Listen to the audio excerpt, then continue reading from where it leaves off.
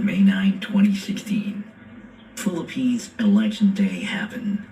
The 16th president of the Philippines, with 16.6 million votes in the election, was a very popular strongman during his reign, as his administration brought great change to the Philippines, as he had great action towards different problems in the country.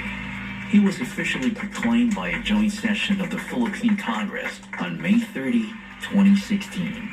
He is the first president from Mindanao and the first local chief executive to get elected straight to the office of the president, which is President Rodrigo Roa Duterte. It was on March 28, 1945, when President Rodrigo Roa Duterte was born in Maasin, Southern Leyte. He was a child of Vicente Duterte and Soledad Roa, who were both civil servants. His mother was a public school teacher, while his father was a government employee. Duterte traces his roots to the Visayas. He spent his early years in Danao, Cebu, the hometown of his father. But his lineage has also direct ties from Mindanao, as his mother hails from Cabadbaran, Agusan del Norte, while his paternal grandmother was a Maranao.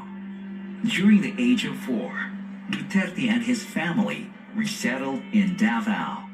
That became the start of his father's entry into politics, and later on he was elected as governor of the province and served from 1959 to 1965. And in 1968, Duterte graduated with a Bachelor of Arts degree in Political Science at the Lyceum of the Philippines University. In 1972, he then obtained a law degree from the San Beda College of Law. In the same year, he then took a bar exam. Fortunately, he passed. And then after, he served as a special counsel and later became a city prosecutor at the city's prosecutor's office in Davao City from 1977 until 1986. He was then appointed as OIC Vice Mayor of Davao City at that time. He ran and successfully won the mayoralty post in 1988. Since then, Duterte has not lost an election. He is among the longest-serving mayors in the Philippines and has been mayor of Davao City for 7 terms, totaling more than 22 years. He also served as a vice mayor and as a congressman of the city's 1st congressional district, and as a mayor in Davao City for 22 years.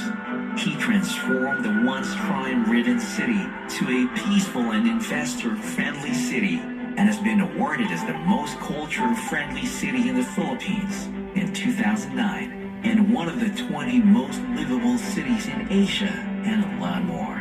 All of these achievements in Davao City are because of his good governance and administration in the city. However, it doesn't stop there. His responsibility being a good leader, and in fact, his great governance brought changes in abundance not only in Davao City, but in the whole provinces in the Philippines. And this happened when he became the 16th president of the Philippines. What was it really like living in the Philippines under Duterte rules? Here's what it felt like on the streets. It's 2016. You walk through your neighborhood and feel something you haven't felt in years. Calm. There are more police patrols, fewer street groups staying out late, and people say they finally feel safe walking home after dark. Shops stay open longer. Parents let their kids play outside again. Daily life feels more controlled, more disciplined. As time passes, you start noticing the bigger changes. Roads widen, new bridges appear. Construction hums almost nonstop. Travel to the province becomes quicker, smoother, less exhausting. Government offices push for faster service. Lines still exist. But things move in a way they didn't before. You hear debates everywhere. But on the streets, you feel a clearer direction. A country trying to fix long-ignored problems, finally pushing forward. Looking back, you can't deny the shift. If you lived through those years, what do you remember most?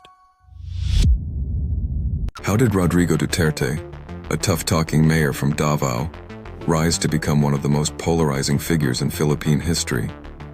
Duterte built his reputation in Davao City, where he launched a relentless war on crime that transformed the city's dangerous streets into some of the safest in the country. Supporters praised him as a fearless champion who took bold, decisive action when others hesitated. His blunt language, unapologetic style, and promises to crush corruption struck a chord with millions frustrated by decades of ineffective traditional politicians. In 2016, Duterte ran for president, pledging to bring his Davao-style leadership nationwide. His aggressive anti-drug campaign sparked both admiration and outrage. Admirers saw a man of action delivering on his promises to restore order.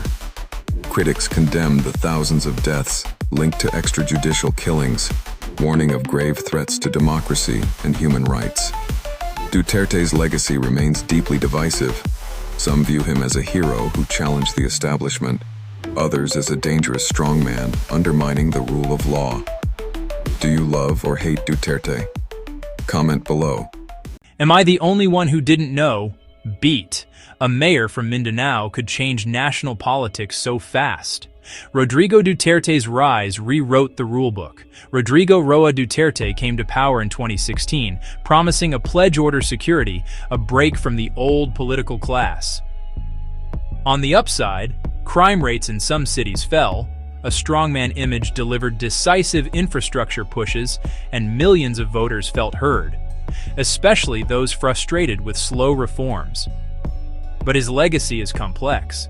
His controversial anti-drug campaign drew international criticism over human rights, sparking debates that still split families and lawmakers. He pivoted the Philippines' foreign policy too, warming ties with China while keeping a wary eye on traditional allies. Economically, Duterte presided over steady growth and big-ticket infrastructure plans, though critics say gains were uneven and governance challenges persisted. Institutionally, he shifted political norms, empowering local leaders and testing the limits of executive power. Today, his legacy is both policy and persona. A leader who delivered visible change for some, ignited fierce controversy for others, and reshaped how Filipinos talk about security, sovereignty, and leadership. Love him or hate him, Duterte changed the conversation, and the country is still sorting out what that really means.